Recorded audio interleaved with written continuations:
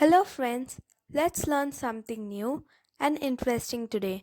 The topic that we're going to look at today is the basic building block of everything around us. That's the atom. The image that you see here is a chunk of graphite. Atoms were discovered to be the building block of everything around us when this particular question came into the minds of many scientists. The question is, if you keep on dividing this graphite into many pieces, what would be the smallest piece that you would obtain, which would have the properties of graphite? And if they were broken down into further smaller pieces, the properties of the element would completely change. Now, let us see what is an atom.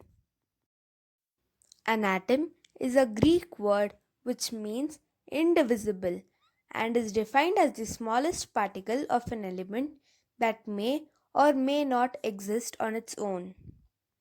Let me give you an idea of how small an atom is. If you take a cross section of the hair, I mean to say the width of the hair, and if I ask you how many atoms could be there, and if your answer is 10, 100, or 1000, the answer is wrong. There could be more than a million atoms in the width of the hair. Just imagine a million atoms in the width of the hair, which is barely visible. This might sound very ridiculous to your ears, but this is the truth about an atom's size. Let us see what an atom was according to ancient people. Maharishi Kannada was one of the greatest Indian philosophers of the 6th century. He was the first to suggest that matter is composed of very small indivisible particles called paramanu. Param means ultimate and anu means particles. This paramanu is nowadays called as an atom. According to him, one paramanu combines with another to form a new substance called anu, which is now called as a molecule. He also said that a binary compound is formed when two atoms come together, and he called it a Dvyanuka, and further combination forms a Trianuka. John Dalton's theory explained successfully a number of chemical observations such as laws of chemical combination, but failed to explain the difference shown by elements towards different chemical activities. Let us see the main postulates of Dalton's atomic theory. He said that matter consists of small particles called atoms.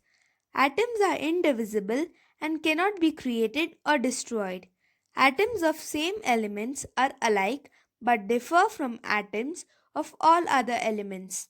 Compounds or molecules are formed when atoms combine with other atoms in simple whole number ratios. An atom is the smallest unit of matter which takes part in a chemical reaction. Let us see the contradictions of Dalton's atomic theory with the modern atomic theory.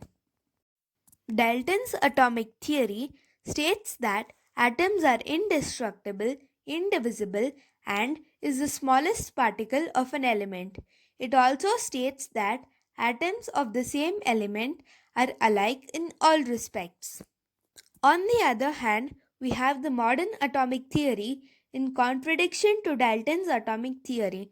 It states that atoms are destructible, atoms are divisible and consist of protons, electrons, and neutrons, and atoms of the same element may not be alike as seen in case of isotopes.